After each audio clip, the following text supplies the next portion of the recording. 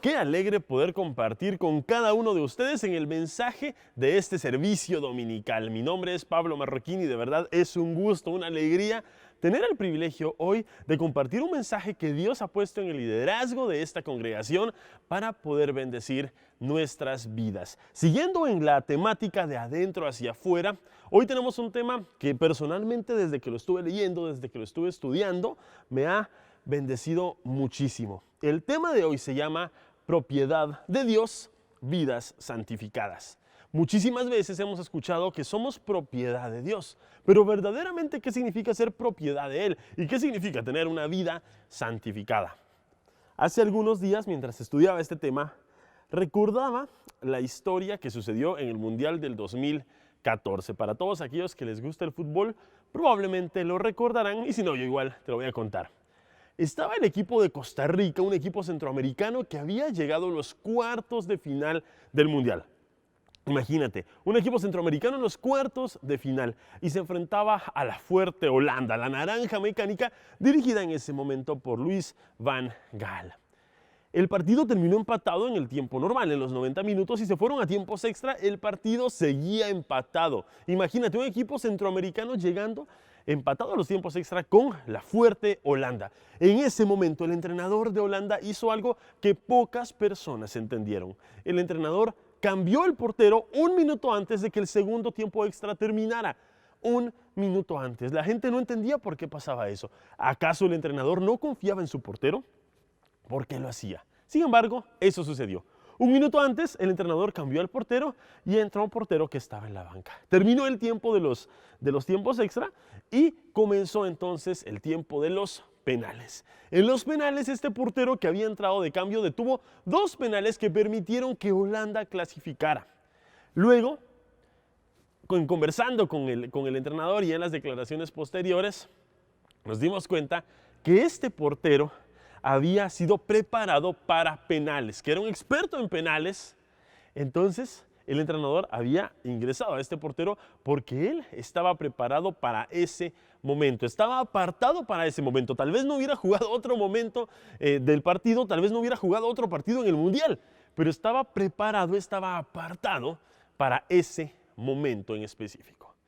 Y me ponía a pensar entonces, si nosotros estamos apartados por Dios para algo, y si nosotros debemos ser apartados por Dios para algo, significa entonces que tenemos un propósito, y tenemos un propósito eterno en Él, pero un propósito que también se hace manifiesto en la vida cotidiana. Y hablando de ser apartado, hablando de vivir en santidad, pensaba en la historia de Daniel. Es una historia que probablemente hemos escuchado durante mucho tiempo, pero nos hace entender fuertemente qué significa ser apartado. ¿Qué significa ser un hijo de Dios? ¿Qué significa vivir en santidad? Pero de una manera práctica, no de una manera utópica en la cual solo decimos vive en santidad, no hagas lo malo, sino de una manera práctica. Y hoy te quiero hablar de esa vida de Daniel y cómo él logró manifestar ese estar apartado y logró manifestar esa santidad. Y lo primero es que en el primer capítulo de Daniel se narra la historia acerca de cómo Daniel y algunos otros jóvenes son llevados cautivos a Babilonia.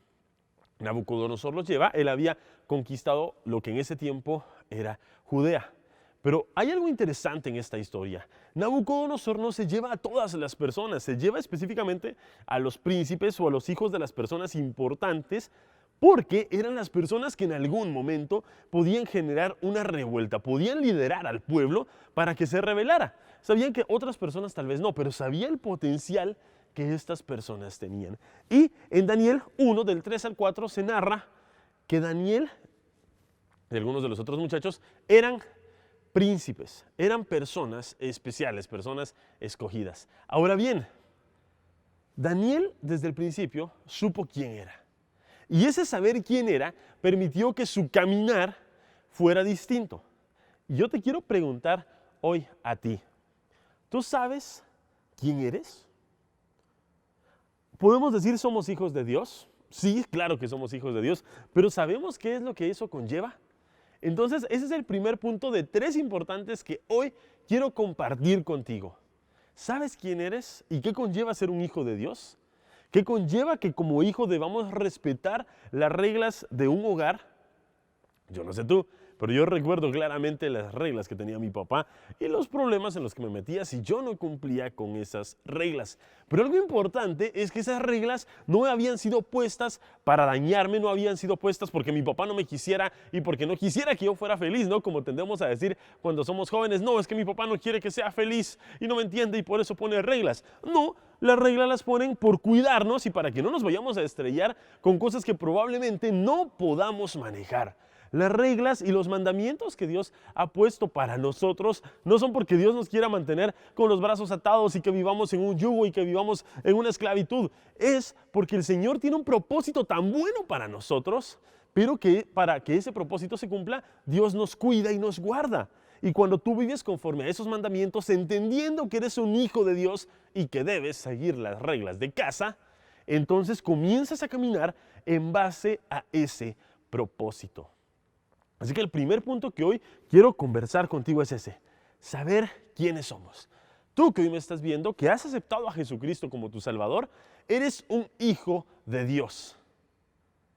Eres un hijo de Dios, pero eso no es simplemente una palabra, eso es algo que diariamente debemos vivir.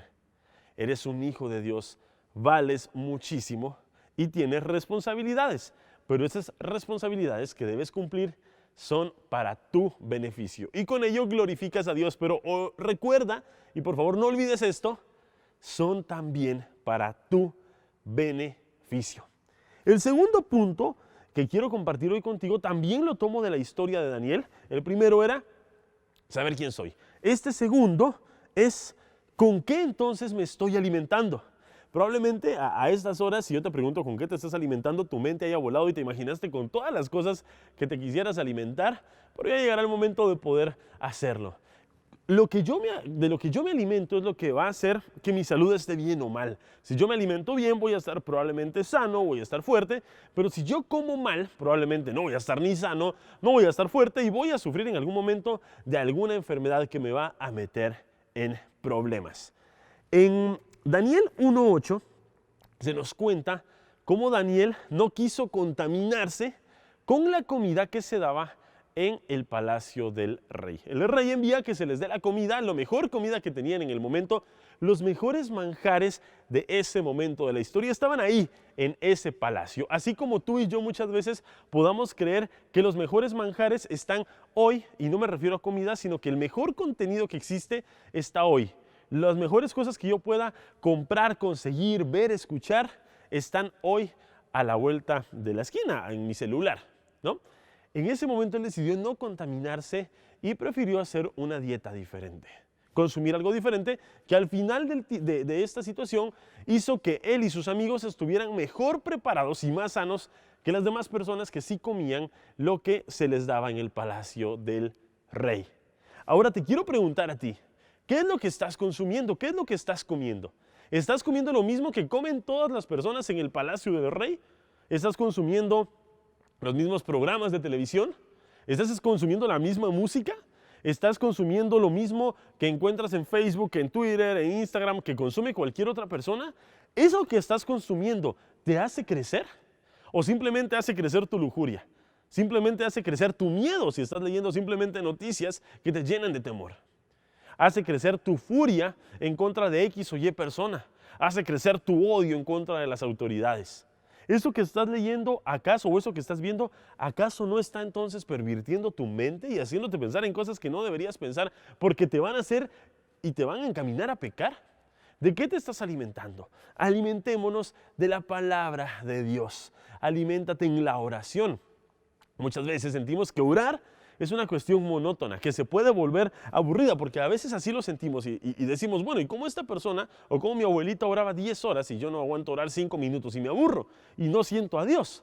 La oración es un proceso importante para cualquier cristiano, pero debemos hacerlo con un corazón humilde, un corazón transparente, un corazón genuino que busca hablarle a su Dios, pero que busca escuchar a su Dios. No te preocupes tanto de lo que le vas a decir a Dios cuando ores, porque si te preocupas tanto de eso y de hacer un gran protocolo, te vas a quedar atorado en eso y no vas a estar atento para escuchar lo que Dios te quiere decir cuando estés orando. Pon atención, porque Dios sí sí que te va a contestar cuando estés en oración. Y te puede contestar con un sí, con un no, con un silencio. Pero Dios te va a contestar. No sientas que la oración es como un protocolo súper extenso. No, la oración es una plática entre tú como hijo de Dios, sabiendo quién eres, y tu Padre. Esa es entonces la oración. Y eso te nutre.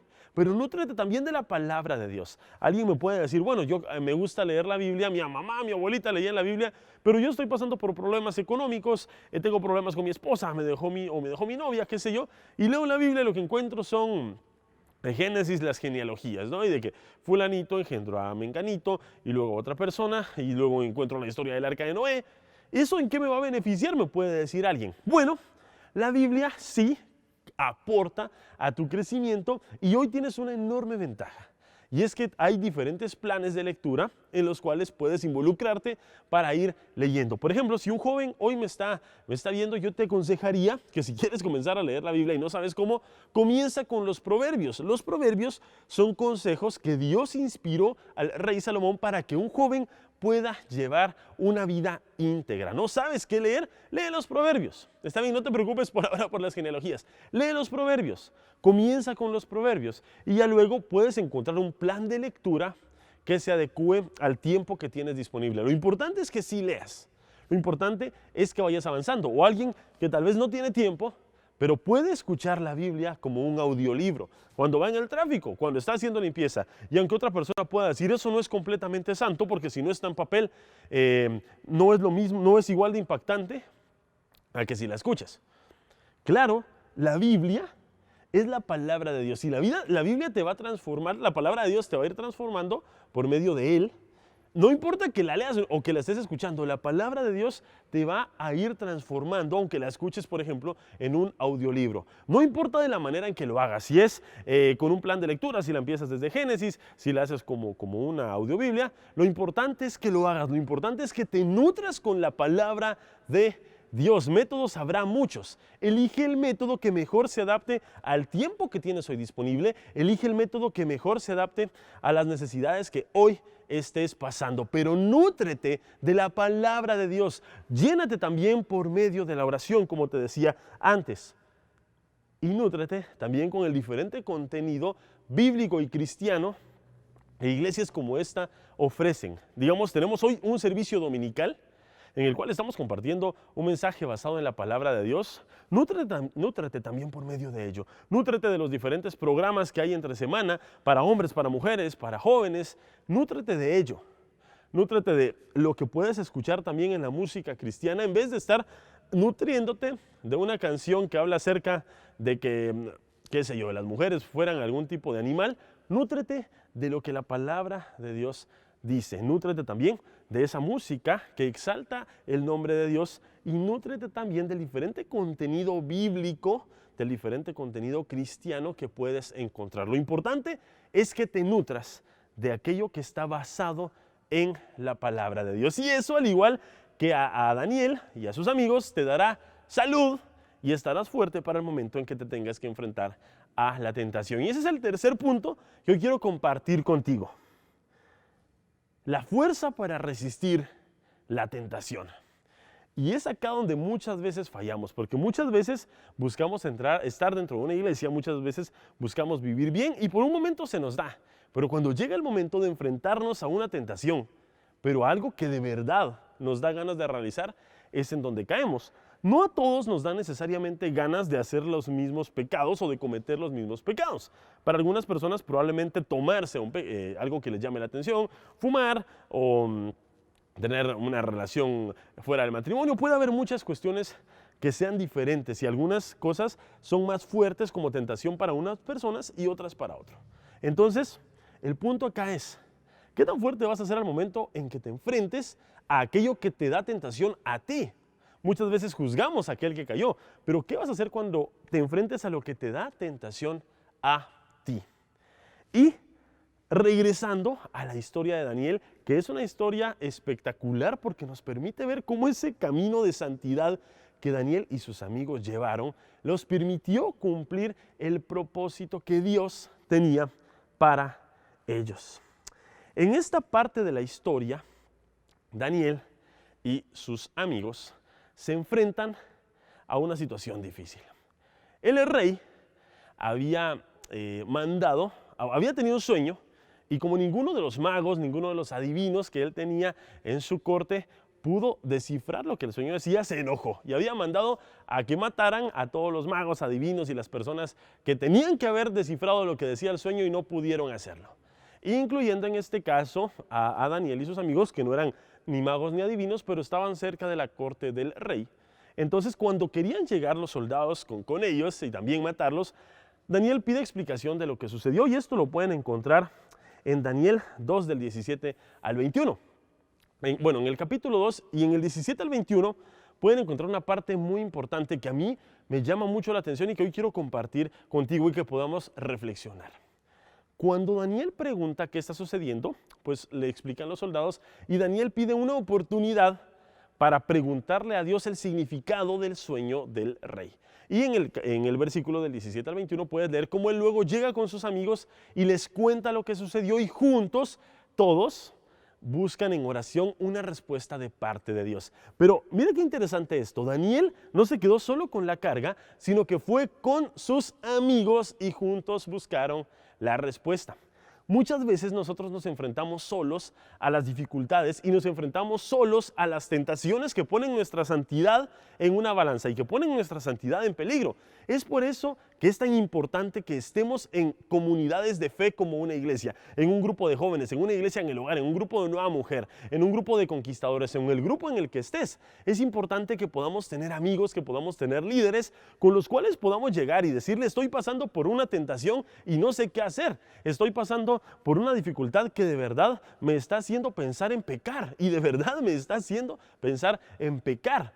Necesitamos amigos y personas que nos ayuden a afrontar esas tentaciones. El Señor nos da fuerza para ir enfrentando esa tentación, pero qué mejor que tener amigos que te ayuden, amigos que te aconsejen, amigos que estén contigo cuando hayas caído, pero amigos que estén contigo para animarte, que sean un hombro para cuando necesites llorar, que vayan hombro a hombro contigo caminando hacia adelante. No nos creamos unos lobos solitarios, que la vida del cristiano no se trata de ser un lobo solitario, se trata de comunidades, se trata de ser un cuerpo. Así que aprovecha la oportunidad de pertenecer al cuerpo de Cristo, de pertenecer a una comunidad de fe que te ayude a seguir adelante y que te ayude en esos procesos en los cuales te vas a enfrentar a la tentación. Busca eso. Dice la palabra que hay de aquel que esté solo, que cuando caiga, ¿quién lo va a levantar? Así que no camines solo. Camina de la mano de Dios primero, pero camina también junto a otros creyentes que te van a ayudar en este proceso de vivir una vida en santidad.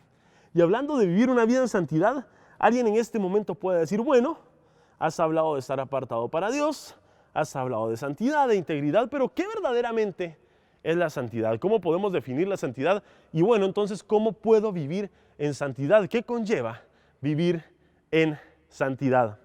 Y esto lo podemos encontrar en Romanos 6, del 11 al 13.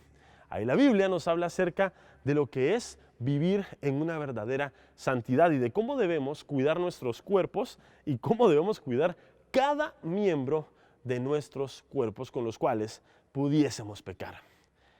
Y te quiero dejar, y con esto quiero culminar el tema, con 4 aspectos importantísimos que conllevan vivir en santidad. Y 4 aspectos que son muy prácticos para que puedas aplicar en tu vida y puedas crecer en esa santidad. Y el primero es que la santificación consiste en una separación del pecado, o sea, una separación del mal.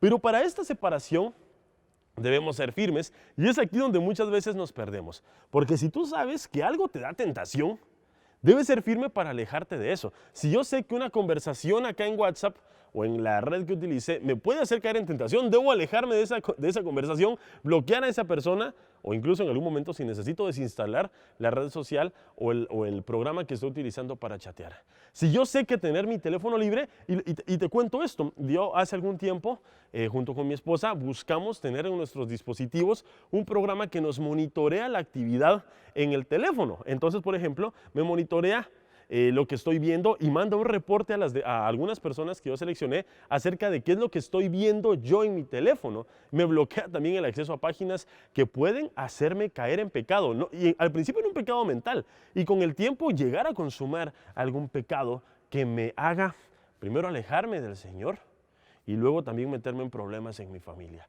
Así que eso fue algo que yo busqué, que se paga, pero lo buscamos hacer no porque seamos mejores que nadie ni nada por el estilo, sino que al contrario, porque sabemos nuestra vulnerabilidad y de que debemos ser radicales para alejarnos de esas cosas que nos pueden hacer caer. Ser radical, no juegues con fuego. No creas que tú solito vas a poder enfrentarte a la tentación cuando estés en una situación de mucho peligro.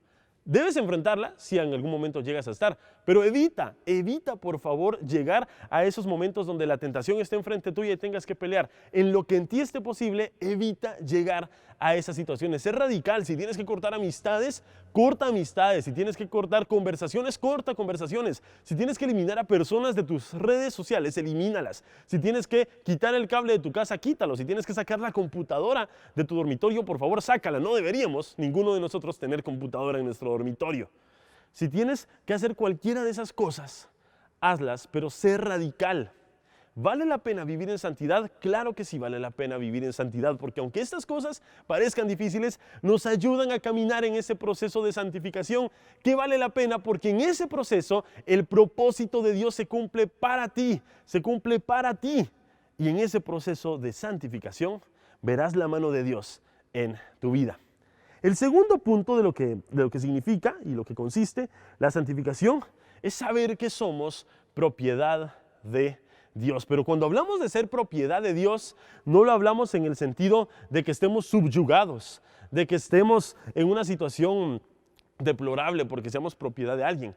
Ser propiedad de Dios significa que eres su hijo.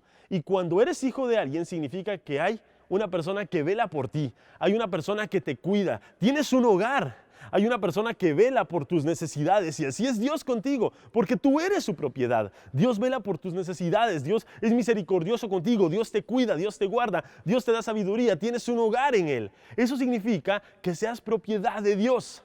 No significa, como te digo, en ningún momento que Él te tenga de las manos atadas. Significa que tienes un hogar, que tienes un Padre que te ama, un Padre que te provee, un Padre que te cuida, que tienes un lugar al cual regresar. Eso significa que seas propiedad de Dios. Y qué gran privilegio saber que tenemos a Dios Padre que vela por nosotros. Eso significa también la santificación. La santificación también significa vivir honrando a Dios. En la historia de Daniel, algunos años adelante, algún tiempo adelante, podemos ver también la historia de cuando es echado al foso de los leones. Él tuvo la opción de retractarse, había un edicto real al cual él no se sometió, al cual él dijo, yo no me voy a someter. El edicto buscaba que se adorara la figura del rey y él dijo, no lo voy a hacer porque yo tengo un Dios y a ese Dios voy a adorar. Y aún sabiendo el peligro al que se podía meter y al que llegó, él buscó siempre agradar y obedecer a Dios. Él buscó honrar a Dios, llegando hasta las últimas consecuencias, que en este caso era un morir comido por leones, que no es una muerte, creo que nada, pero nada agradable. Pero el Señor lo guardó, el Señor lo cuidó, porque Daniel buscó honrarlo a Él primero. Y cuando tú busques honrar a Dios primero, Dios también en algún momento va a recompensarte. Y nuestra búsqueda de honrar a Dios no es por la recompensa que nos dé. No buscamos honrarlo para que nos dé algo. Sin embargo, la recompensa que viene de parte de Dios es un resultado de esa honra que tú le das a Él. Hónralo de corazón, no lo honres buscando algo, pero hónralo, que las personas a tu alrededor puedan saber que tú eres una persona comprometida con Dios, que tú eres una persona que ama a Dios, que tú eres una persona que vive de acuerdo a lo que Dios manda. Y así como Daniel honró a Dios llegando hasta las últimas consecuencias, seamos nosotros personas que honran a Dios llegando hasta las últimas consecuencias con tal de agradarlo. Y el cuarto punto acerca de vivir en santidad y de lo que conlleva vivir en esta santidad es que seamos útiles haciendo buenas obras. Todo este proceso de santificación en nuestro interior es importantísimo. Esa transformación que viene de parte de Dios a nuestra mente y a nuestro corazón es importantísima. Pero luego no se debe quedar solo en nosotros. Esa santificación debe verse por medio de obras útiles. El ser santo no significa estar apartado en un lugar al cual nadie va a llegar y estar perdido en una montaña porque el mundo es demasiado perverso y yo busco estar santo allá. El ser santo significa compartir con los demás así como Jesús lo haría. El ser santo es algo muchísimo más práctico de lo que te puedas imaginar. Y todas las personas que estamos en la iglesia o las personas que hoy están viendo esta transmisión debemos buscar la santidad. Y es algo mucho más práctico de lo que a veces pensamos. Y cuando hablamos acerca de ser útiles, como es este punto, significa manifestar esa santidad por medio de manifestar lo que Jesús haría por medio de manifestar su amor. Y eso es obligatorio para cada uno de nosotros como cristianos. Yo recuerdo cuando estaba a punto de graduarme de la universidad, no tenía dinero en ese momento para mi graduación. Terminé la tesis, hice todos los procesos, pero no tenía dinero, no tenía cómo pagar la graduación.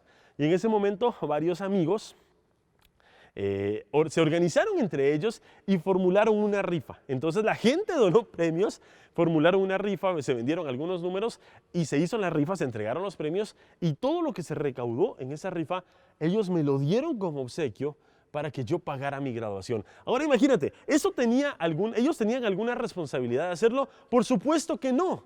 Humanamente puede alguien decir, ¿cómo hacen eso por este muchacho? Que pague él su graduación, que se gradúe cuando pueda. Pero ellos sin ninguna obligación, en amor, pero entendiendo que esa santificación se debe hacer viva en cosas prácticas, me bendijeron con eso. Al final yo con eso pagué mi graduación y me gradué. Si no fuera por ese regalo que estas personas me dieron desinteresadamente, yo hoy no estuviera graduado o hubiera pasado mucho más tiempo para que me pudiera graduar. Gracias a ese gesto que ellos tuvieron conmigo, yo me gradué. Y eso es algo práctico, eso no es algo místico, eso es algo práctico. Ellos ejemplificaron el amor de Dios en una cosa práctica. Ejemplificaron esa santificación en una cosa práctica. Porque ser santo, recuerda, es comportarte también como Jesús se comportaría. Dice la Biblia en Hebreos 12:14 que sin santidad nadie verá al Señor. Así que si no cumplimos con algunas de estas cosas, si no cumplimos con estas cosas, algunas como las que te había ejemplificado, porque habrá más ejemplos, pero si no cumplimos con estas cosas, entonces no veríamos al Señor. Imagínate qué difícil es eso. Pensar que si hago muchas otras cosas, puedo hacer muchas buenas obras, puedo buscar siempre o cambiar, pero si no busco vivir en santidad, no vería a Dios. Yo no sé tú, pero yo quiero ver a Dios. Yo quiero algún día estar con Dios.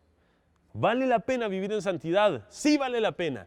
¿Es fácil? Probablemente no. ¿Vas a encontrar dificultades? Sí, vas a encontrar varias. ¿Vas a encontrar tentaciones y en algún momento vas a caer? Pero vive en santidad, vale la pena. La santidad no son un montón de reglas de cosas que no puedes hacer. La santidad es la invitación de Dios a vivir una vida correcta que te va a beneficiar a ti. Es la invitación de Dios a vivir una vida en la cual Él cumplirá su propósito en ti. ¿Quieres que Dios cumpla su propósito en ti? Vive en santidad, porque ese camino en santidad permitirá que puedas ir cumpliendo el propósito de Dios para tu vida. Vive en santidad, ¿vale la pena? Sí, y 1000 veces sí. Hay una eternidad que te espera y el tiempo en la tierra es muy corto. ¿Vale la pena vivir en santidad? Sí, vale la pena. Y quiero terminar hoy orando, porque muchas veces nos perdemos en el camino. Muchas veces nuestra santidad está en juego porque estamos coqueteando con la tentación, estamos coqueteando con el pecado. Hoy quiero orar y dirigir esta oración y que tú que estás en casa puedas acompañarme. Ahí cerrando tus ojos, porque tal vez has estado peleando contra cosas que nadie más sabe. Pero hoy vamos a pedirle a Dios perdón por eso. Y vamos a pedirle que nos llene de fuerza para poder seguir caminando en este camino de santidad. Acompáñame. Señor, en esta mañana, Señor, te queremos pedir que seas tú quien nos dé fuerza. Te queremos pedir perdón porque muchas veces, creyéndonos autosuficientes, muchas veces creyendo que nosotros podemos hacer todo, muchas veces creyendo que no necesitamos de nadie, hemos caído. Y no hemos vivido una vida de santidad. Nos hemos alejado de ti por medio de nuestro ego, por medio de darle lugar a malos pensamientos en nuestra mente. Señor, muchas veces te hemos fallado y no hemos vivido la vida de santidad que tú quieres para nosotros, esa vida en la cual tu propósito se cumple en nuestra vida. Hoy queremos pedirte perdón por eso. Perdón porque nos hemos alejado de las demás personas de nuestra iglesia con las cuales hombro a hombro vamos creciendo. Perdón porque no hemos querido rendir cuentas. Perdón porque hemos estado muy aislados creyendo que nosotros solitos podemos luchar contra el mundo. Perdón, Señor. Esta mañana te queremos pedir perdón. Y queremos pedirte que seas tú quien nos llene de fuerza. Que seas tú quien nos llene de fuerza para el momento en que nos enfrentemos a las tentaciones. Que seas tú quien nos dé sabiduría, quien nos dé estrategia, que nos adviertas del peligro, que nos ayudes a correr cuando haya peligro, que nos ayudes a ser radicales cuando debamos cortar relaciones, cuando debamos cortar conversaciones, cuando debamos cerrar nuestros dispositivos móviles o cortar el internet. Señor, sé tú quien nos dé estrategia, quien nos ayude también a buscar apoyo, primero en ti y también de las personas que están a nuestro alrededor para enfrentar las tentaciones. Ayúdanos porque queremos vivir esta vida de santidad para honrarte a ti. Queremos vivir esta vida de santidad para que tu propósito se cumpla en nuestras vidas. Queremos verte, Señor, y así como dice tu palabra, queremos verte y por eso queremos vivir en santidad. Ayúdanos, Señor, a entender que la santidad no es un proceso místico, sino que es un proceso práctico del día a día, que se va construyendo en esa relación contigo. Gracias, Señor, te exaltamos y gracias por lo que estás haciendo hoy en nuestros corazones. En nombre de Jesús, amén. Y a ti que hoy nos estabas escuchando, quiero que nos puedas escribir en esta transmisión, ¿qué fue lo que más te impactó de la santidad? ¿Qué fue lo que más te impactó de escuchar? Que la santidad es un proceso práctico. Que juntos podamos ir compartiendo lo que más nos impactó, porque eso que a ti te impactó también puede bendecir la vida de otra persona que tal vez no había pensado en eso. Gracias por acompañarnos y esta semana durante las diferentes reuniones que la iglesia tiene, conéctate. Busquemos consolidar nuestra vida también en estos grupos de fe, en estas comunidades de fe. Conéctate, comparte con otros hermanos cristianos, comparte con otros creyentes. Rinde cuentas a tus amigos, comparte con tus líderes. Busca fortalecerte y busquemos todos caminar juntos en este camino de buscar la santidad para honrar a Dios. Que el Señor te bendiga, que el Señor te guarde y te esperamos la próxima semana.